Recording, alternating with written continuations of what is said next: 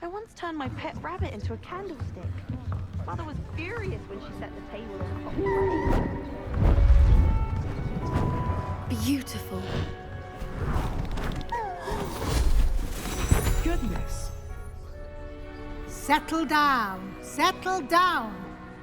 Transfiguration, as you may be weary of hearing me say, is an exact science that can take a lifetime to master. But we needn't be daunted.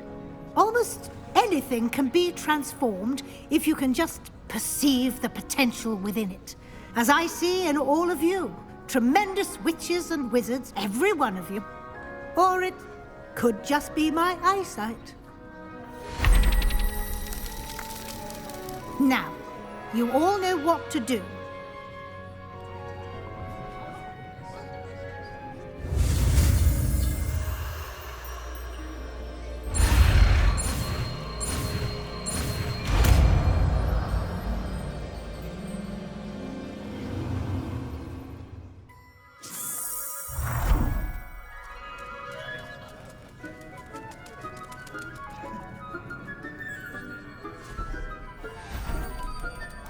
Beautifully done. Class is dismissed. And remember, now is not the time to ease off your studying. OWLs will be here before you know it. You're quite close to Professor Fig, aren't you? I've always wondered about him. Never see him actually teaching.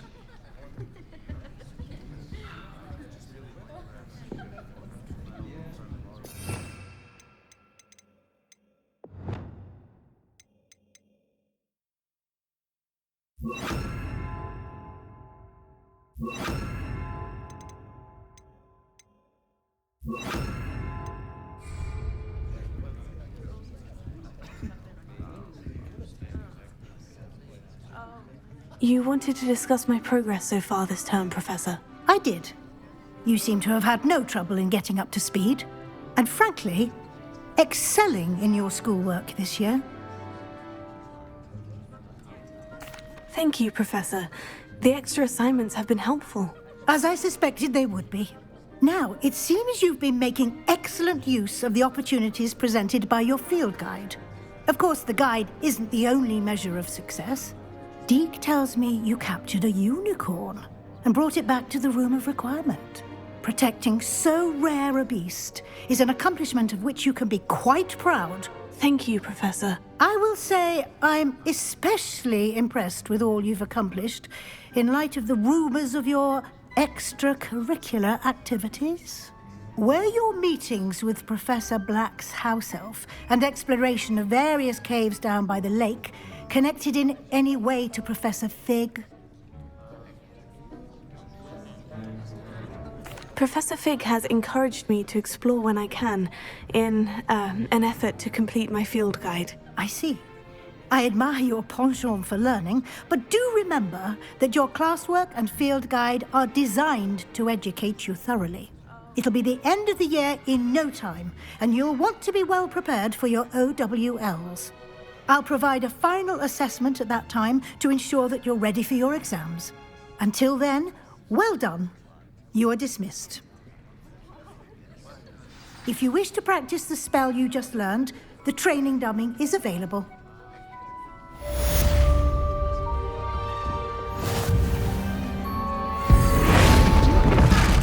Glad to see you were paying close attention to my demonstration of the transformation spell. Since our visit to Feldcroft, something dawned on me about the triptych. Meet me at the Overlook, just north of the Forbidden Forest, and I'll explain. My plan with the helmet failed, but I have another idea. I think we may be able to find what we need at a goblin mine south of Hogwarts. Meet me there, and bring someone who speaks gobbledygook. I remember our meet mentioning something about gobbledygook. Alohomora.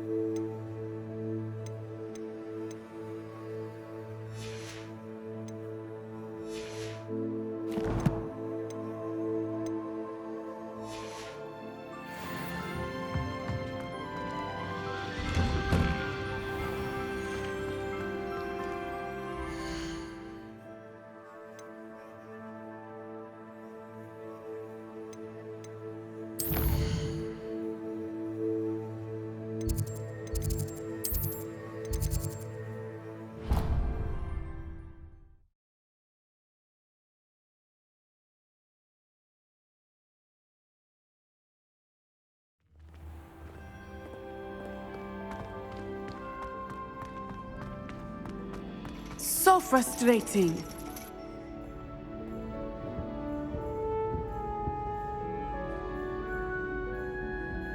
You wanted to speak with me, Mother? I had hoped to speak with you alone, Natsai. Your message mentioned your concern about an unusual creature that was spotted in the woods near Hogsmeade. That could have been anything. You know what it was, Natsai. I am allowed to leave the castle. I am always careful, Mother. Careful. Officer Singer disagrees. She sent me an owl telling me that you have been trying to collect evidence of some kind against dark wizards. She berated me for not keeping a closer eye on you. And she is right. I do not want you visiting Hogsmeade for the near future. But Mother! My little gazelle, you are well-intentioned, but you must not meddle in the affairs of dangerous people. If someone had meddled in Matabeleland, Father would still be with us. I must get to class.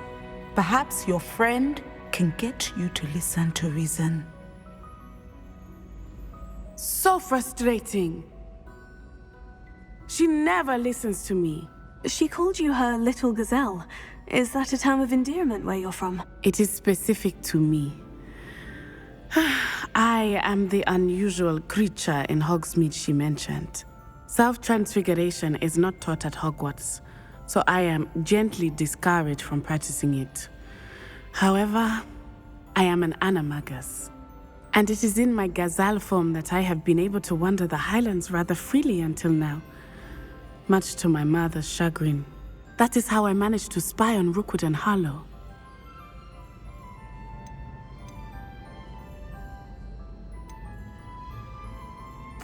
Were you born an animagus, or did you learn to become one? Animagi are not born. The process is quite elaborate. It involves holding a mandrake leaf in one's mouth for an entire month, then placing the leaf in a crystal phial so that it is imbued with moonlight, then adding one of your own hairs. And that is just the beginning. Self-transfiguration is common among students at Wagadu, but Professor Weasley considers it much too dangerous to teach at Hogwarts. Can you choose what form your animagus will take? Oh no, a person's animagus form is determined by their personality. My mother is convinced that my form is a gazelle because I adapt well to any situation. I believe it is because I can sense danger and keep my wits about me. How does it feel to transform into an animal? Well, the first time it can be a bit unnerving. I felt a kind of searing pain and a strong double heartbeat. But it gets easier the more you do it. I no longer feel any pain, and I must say, I find a sense of comfort in the double heartbeat. And I love being able to view the world from a different perspective. Now the nickname makes sense. What an extraordinary ability to have. It is. I love transforming, but Mother is less enthusiastic about it. She says that no creature, especially one as rare as a gazelle, should be bounding about where poaching has become so prevalent. She claims that she has foreseen tragedy befall me in my gazelle form. But she has used her sight to control me too many times. I no longer believe it. She's concerned for your safety.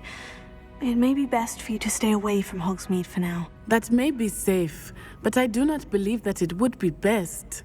Do you? You could have fled the moment you discovered that Rookwood, Harlow, and Ranrock were after you, but you did not. I choose to act as you have. I must deal with Rookwood and Harlow, not hide from them. My mother cannot know where I am all the time. Thank you for being here during that rather awkward conversation.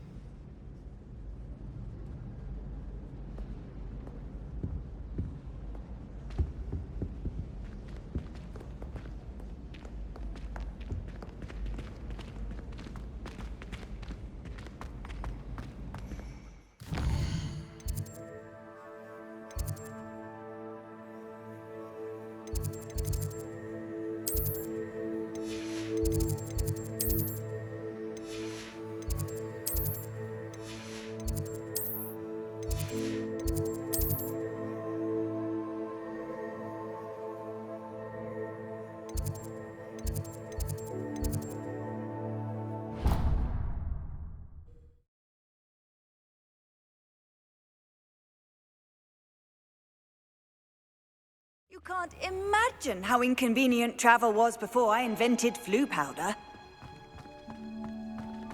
Oh, it's you! Just the person I need. Samantha, is everything all right? No, it's not. It's my brother William. The one I told you about after Charms class. He's been cursed. He ignored my warning and now he's lying in St. Mungo's looking completely pathetic. He simply never listens. I'm sorry. How exactly has he been cursed? Oh, you won't believe it. Truly, but his feet were turned into purple beets. You can imagine his distress.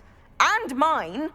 I won't even go into the attention he was getting from our garden rabbits before he admitted himself to hospital. I'm so sorry. That sounds like a trying situation. I'm glad you understand. Everyone else just laughs at me as if it's a joke. No compassion at all. Well, it is an unusual situation. How did your brother end up like this? It's entirely his own fault. I told him about some research I'd done recently on our ancestor Marmaduke Dale. In particular, my discovery that Marmaduke's tomb was cursed. My brother's always making fun of my discoveries. This time, he laughed in my face. Told me I'd misinterpreted my findings. As if that were possible. And to prove his point, he went right up to the entrance of the tomb and poof! His feet transfigured into beets. How awful. I can see why you're upset. He definitely needs some help. Exactly. He may be a cape flapper, but he's still my brother.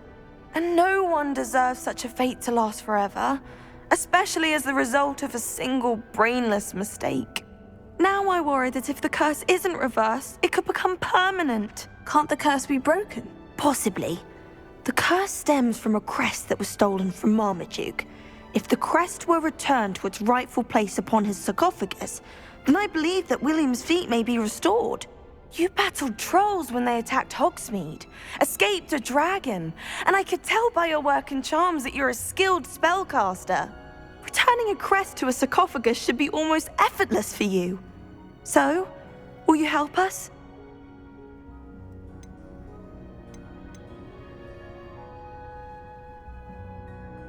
Why was Marmaduke's tomb cursed? The curse is the result of an intense sibling rivalry between Granham Dale and his younger brother Marmaduke. Marmaduke was a famed herbologist, and Granham resented the attention that he received. Sibling rivalry. Sounds as if it might run in the family. But I would never intentionally curse my brother, not like Granham did. When their mother died, Marmaduke was given the prized family crest. Granham felt that as the eldest child, he should have been given it. Years later, when Marmaduke died, Granham stole it and cursed the tomb so that none in the Dale family could ever pay their respects. Why is your ancestor so well known? He discovered the properties of several magical herbs and plants. He also uncovered numerous types of flora. The wizarding world owes him a great debt. His work not only impacted the discipline of herbology, but also potion making. How do you know it's safe? I don't want my feet to turn into beets as well. Oh, but the curse only applies to Marmaduke's descendants, as my brother so aptly demonstrated. That's why I need your help. You're unrelated to my family, so the curse wouldn't affect you. I can take the crest to Marmaduke's sarcophagus for you. Oh, thank you! Thank you so much! You'll simply go into the tomb where Marmaduke was laid to rest and place the crest on top of his sarcophagus. According to my research, the tomb's been abandoned for centuries, so it should be a fairly simple task. You'll find it just east of the hamlet of Brockborough. Thank you for your help. My family is indebted to you.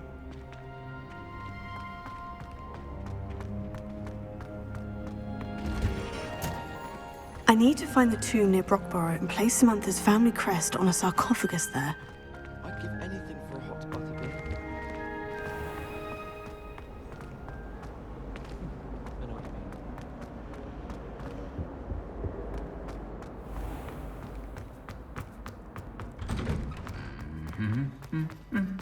you mean.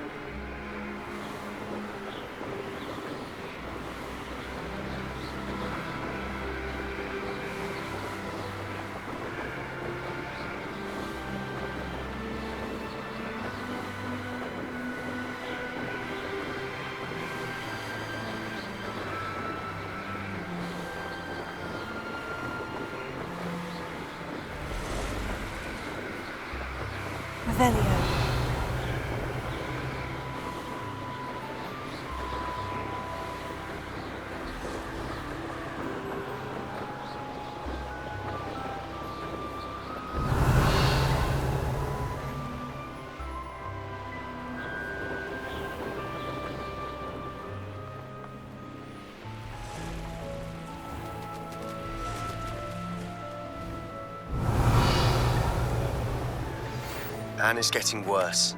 If there is any chance that the relic from Slytherin's spellbook can help her, I must find it. I'm requesting your help. Meet me outside of Feldcroft, near the catacomb.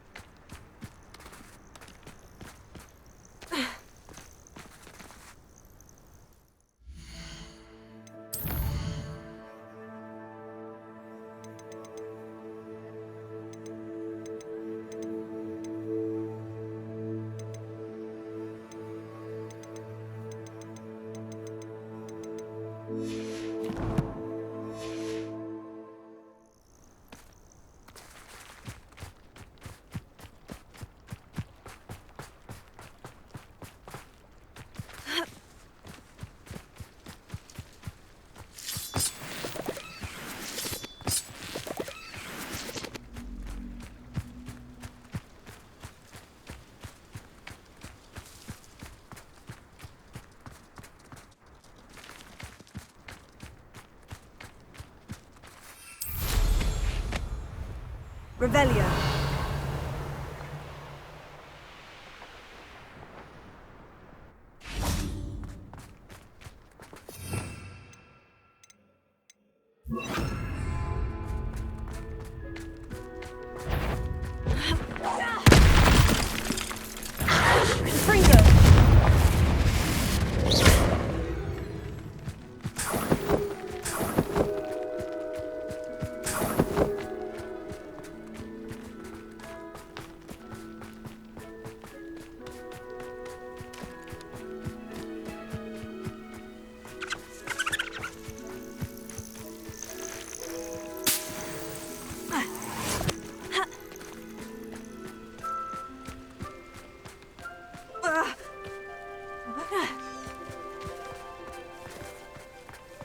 Mysterious and a bit unsettling.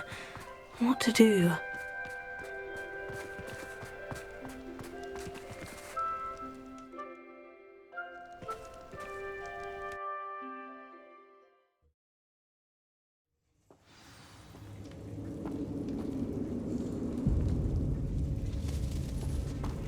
Oh, my feet didn't turn into beads.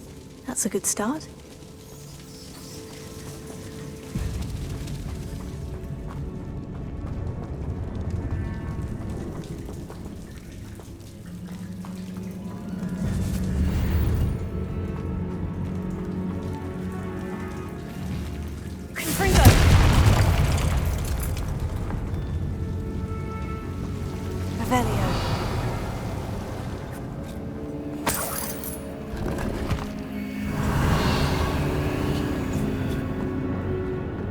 Should have known a herbologist would use Devil's Snare.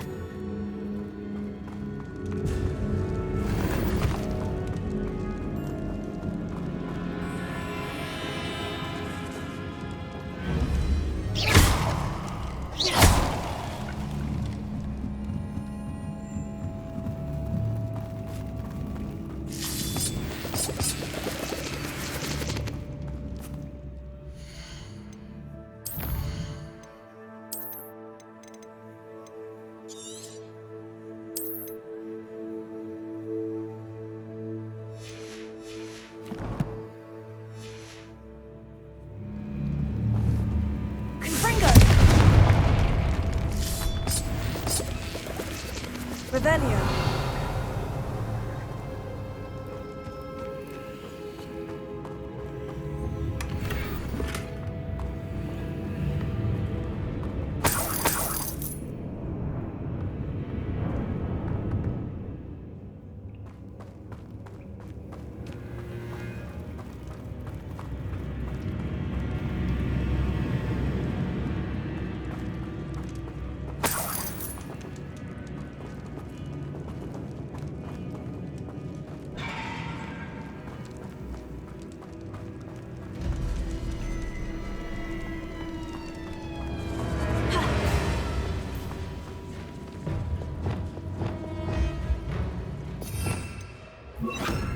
Lumos.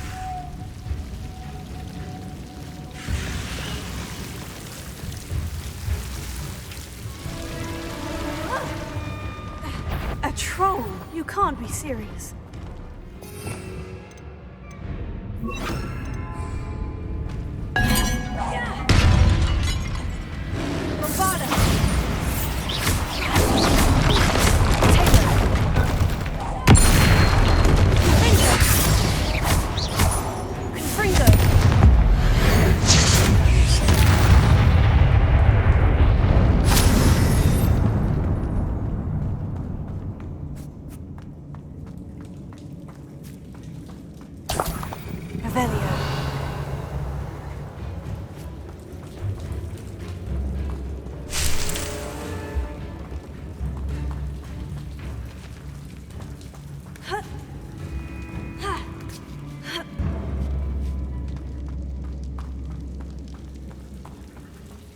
Well, Marmaduke certainly left behind more than plants.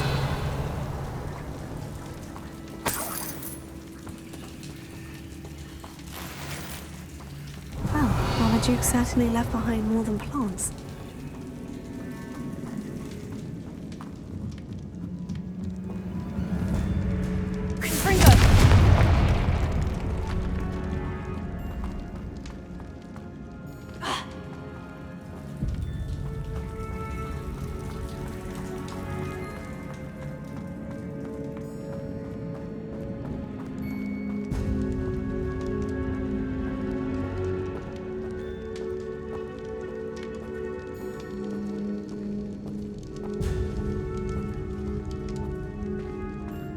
A sarcophagus. This must be Marmaduke. That should reverse the curse. Hopefully.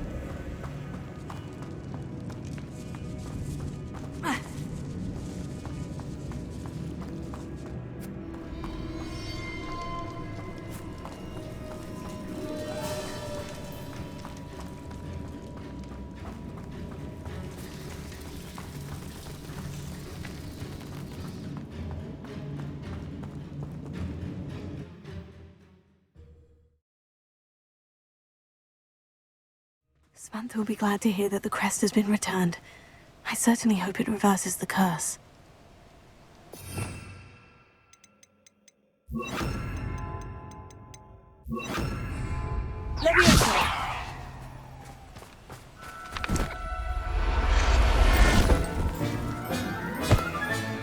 Professor Howard will never believe this.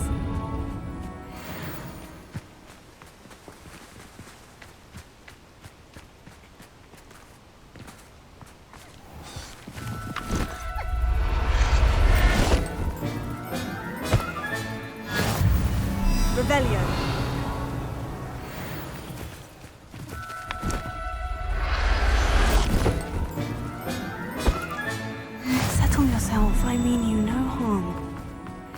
There's no telling what lies in wait for me in there.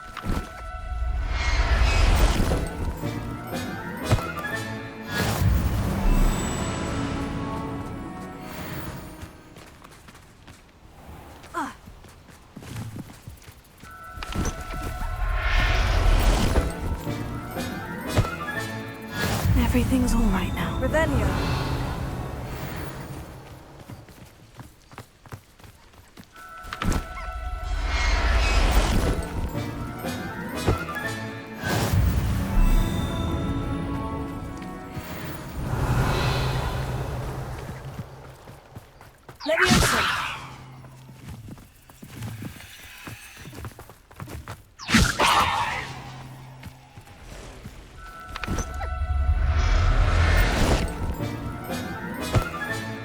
There. I'm not going to hurt you.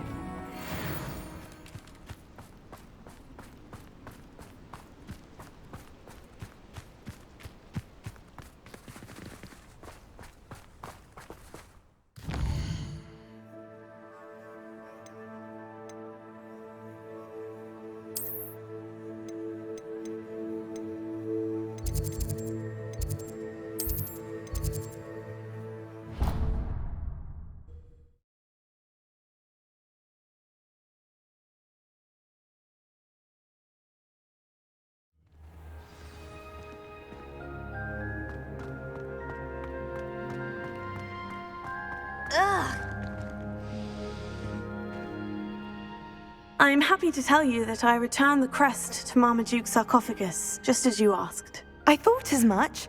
I received word from St. Mungo's that my brother's feet are back to normal. No more beats. Oh, I cannot thank you enough. It wasn't too much trouble, I hope.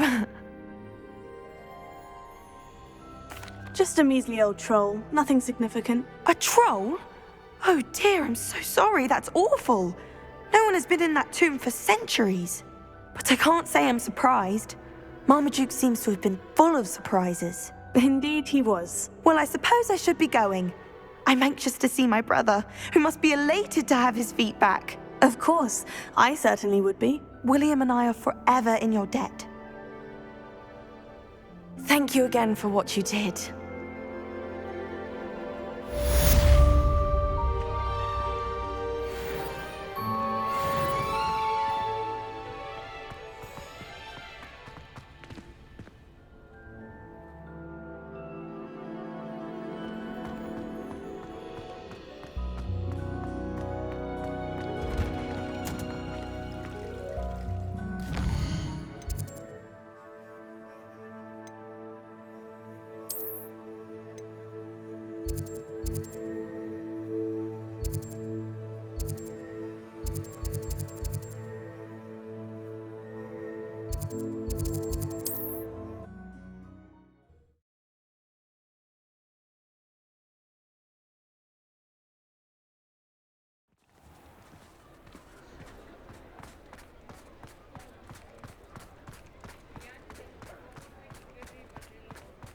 Over here.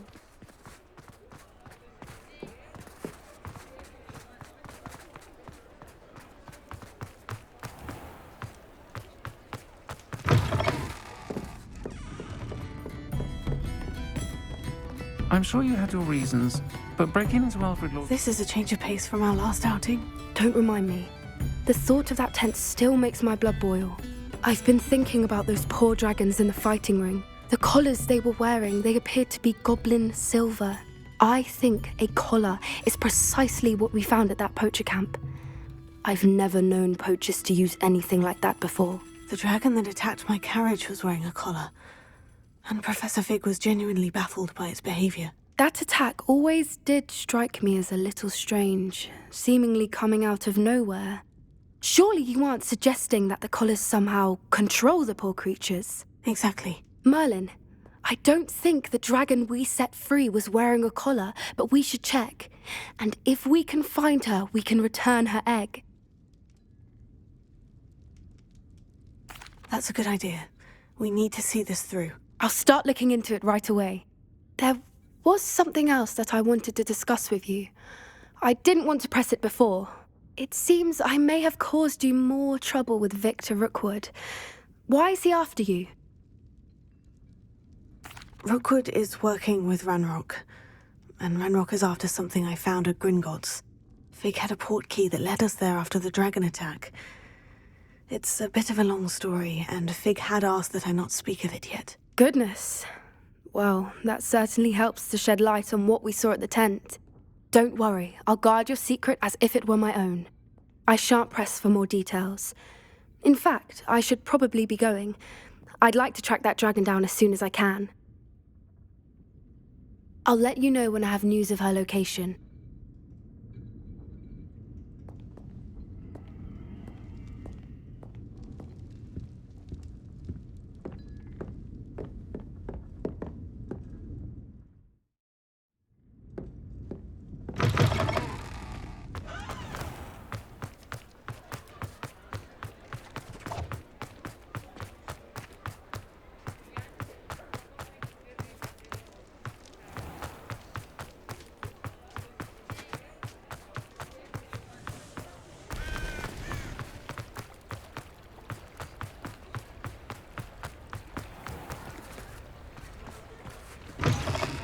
Come in. Sorry if there's a smell. New batch of toad-hide.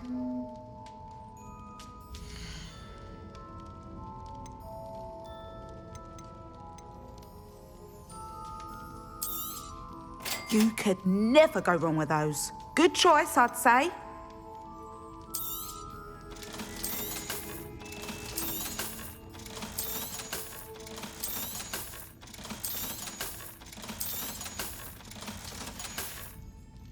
I'll not mind seeing you here again. Consider yourself welcome.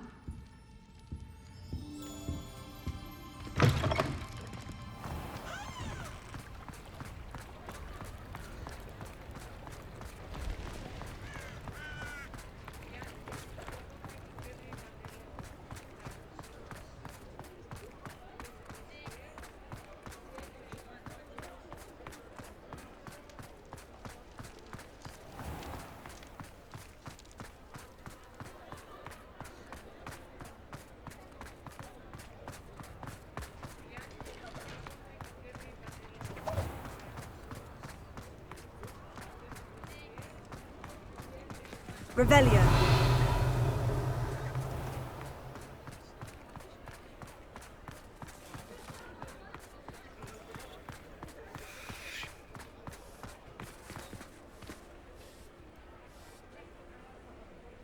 Hello, pardon me? Hello there. Was there something you needed? Hello, I was wondering if you would be interested in having your own shop and a house elf to help you with it. Penny's the name. Penny's mistress is selling this shop, and Penny is most eager to start working with the new owner. It might surprise you to know that Penny can sell practically anything. Oh, it would be wonderful to have a place to sell things and someone to help me. You'll be able to give Penny almost anything that you want to sell.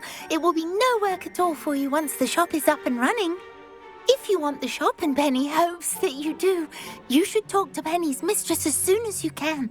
Her name is Cassandra Mason. Why is your mistress selling the shop? And you?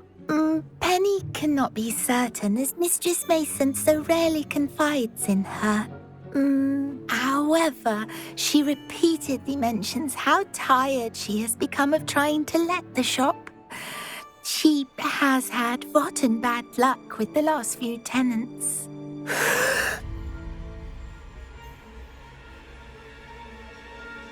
Are you all right? Are you holding your breath? Penny's fine. Sometimes Penny simply needs to remind herself to stop talking.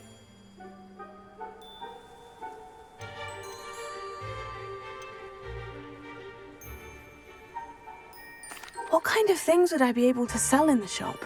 All kinds. Anything from essence of Disney to mooncalf fur. If a buyer exists for something, then Penny can sell it and get the best price. Just ask Mistress Mason. All right, I shall go and find Madam Mason. Oh, this is splendid news indeed. You won't be sorry. You can find Mistress Mason at her home on the north edge of the village. Penny does hope she gets to work with you.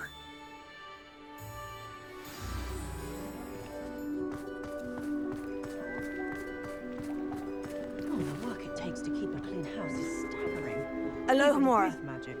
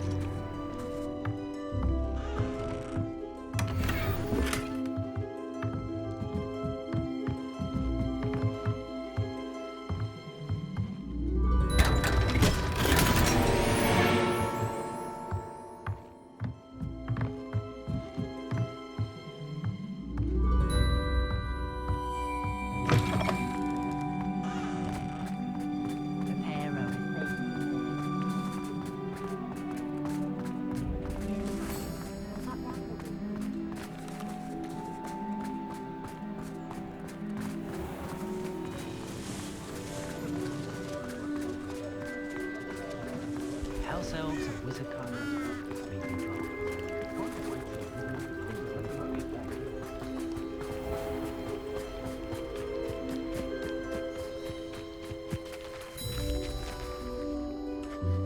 Hello, Madam Mason?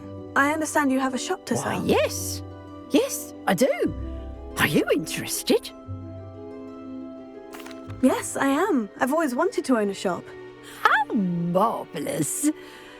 I think you will find my terms quite generous. But, and do please forgive me for asking, don't you think you might be a tad young to own a shop? I have a knack for this sort of thing, if I do say so myself. If I can meet your terms, I hope that you'll sell to me. Well, I reckon you have the confidence needed for such a venture. And of course you'll have Penny to help you. That elf could sell tea to a troll. I assume she told you she comes with the place. She did indeed. I like you.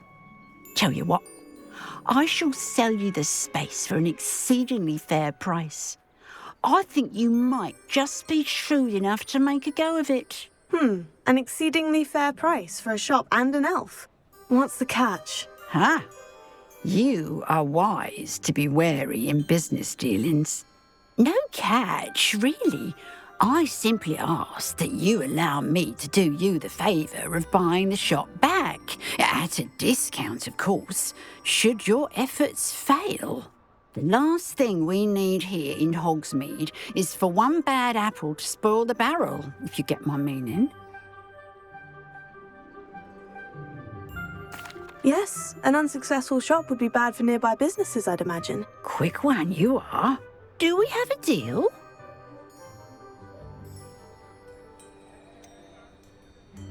What precisely do you mean, should my efforts fail? Honestly, I only mean that if for some reason you're unable to keep the shop going, I could help you cut your losses. That's all.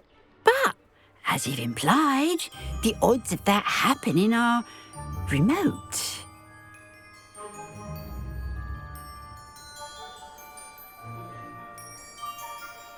It does sound intriguing, but I need to consider my finances first. I'll come and find you if I'm interested. Very well.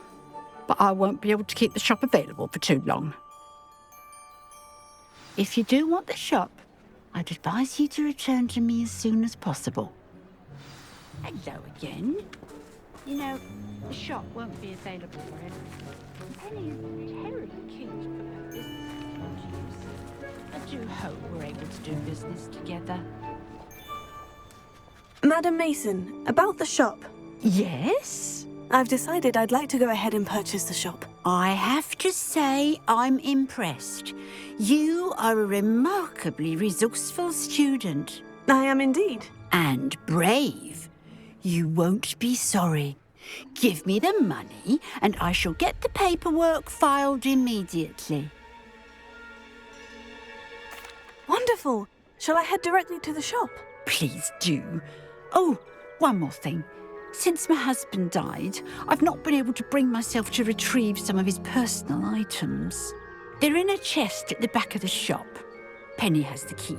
As you get organised, I would be terribly grateful if you could help an old widow and gather his things for me before you open for business. I wish you the very best of luck in your endeavours. Penny will meet you there.